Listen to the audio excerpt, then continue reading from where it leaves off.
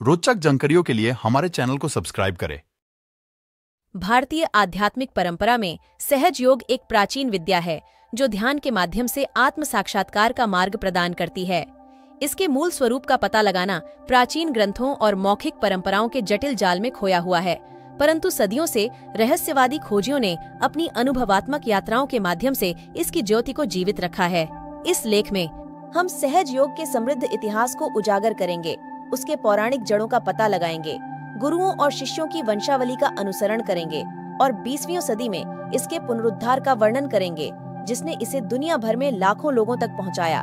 सहज योग के इतिहास को समझने के लिए हमें समय के बहाव को हजारों साल पीछे ले जाना होगा, हिमालय की ऊंचाइयों और वैदिक ऋषियों के आश्रमों तक।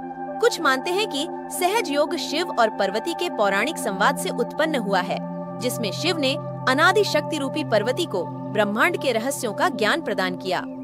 अन्य इसे आदि कुंडलिनी की प्राचीन विद्या से जोड़ते हैं, जो शक्ति के रूप में जीवन शक्ति को जागृत करने की एक तकनीक है।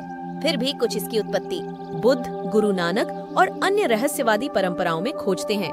यद्यपि ऐतिहासिक प्रमाण विरले हैं, लेकिन यह स्पष्ट है कि सहज योग सदियों से गुप्त साधकों के एक छोटे से समूह के बीच संरक्षित रहने की परंपरा रखता है।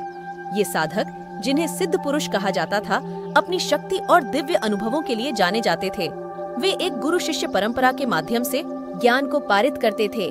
शिष्यों को उनकी आंतरिक क्षमताओं को जगाने के लिए ध्यान की साधना में मार्गदर्शन करते थे। 12वीं से 18वीं शताब्दी के बीच सहज योग मुगल शासन और सामाजिक उथल पुथल के दौर में कुछ समय के लिए अंधकार में छिप गया।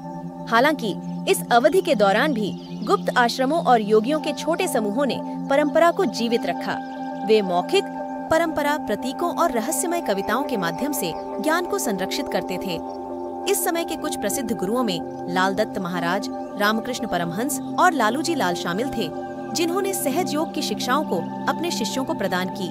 20वीं सदी में सहज योग ने श्री माताजी निर्मला देवी के साथ एक उल्लेखनीय पुनरुद्धार का अनुभव किया।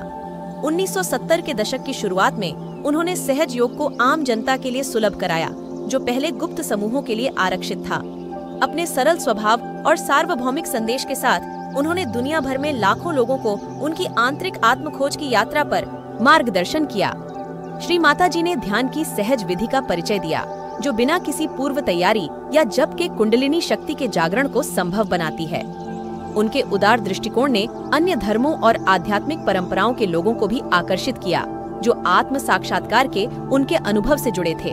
श्री माताजी ने आत्म साक्षात्कार के लिए क्रांतिकारी सहज ध्यान विधि का परिचय दिया। यह विधि किसी भी धर्म, जाति या आयु के व्यक्ति द्वारा बिना किसी पूर्व तैयारी या जप के आसानी से सीखी जा सकती है। ध्यान के दौरान साधक अपने हाथों की हथेलियों पर ध्यान केंद्रित करते हैं, जिससे उनकी कुंडलिनी शक्ति का सहज जागरण होता है। यह जागरण आध्यात्मिक विकास की एक शक्तिशाली प्रक्रिया को गति प्रदान करता है, जिससे आंतरिक शांति, आत्मज्ञान और जीवन के सभी पहलुओं में पूर्णता का अनुभव होता है। श्री माताजी ने दुनिया भर में यात्रा की, इस दिव्य उपहार को साझा किया। उन्होंने बिना किसी भेदभाव के सभी को गले लगाया, चाहे उनका धर्म, जाति या सामाजिक पृष्ठभूमि कुछ भी हो। उनके सरल स्वभाव, मातृत्वपूर्ण प्रेम और हास्य की सहज भावना ने अनगिनत लोगों को आकर्षित किया। श्री माताजी के प्रयासों से सहज योग एक अंतर्राष्ट्रीय आंदोलन बन गया। आज दुनिया भर के 130 से अधिक देशों में सहज योग केंद्र स्थापित हैं, जहां लोग शांति, खुशी और आत्म साक्षात्कार के मार्ग पर चलते हैं। सहज योग की सामाजिक सेवा गतिविधियां भी उल्लेखनीय हैं। श्री माताजी के निधन के बाद 2011 में सहज योग विश्व भर में फैलता रहा। 2011 में श्री माताजी का स्वर्गवास हुआ, लेकिन उनका प्रकाश उनके शिष्यों और सहज योगियों के वैश्विक समुदाय में जीवित है।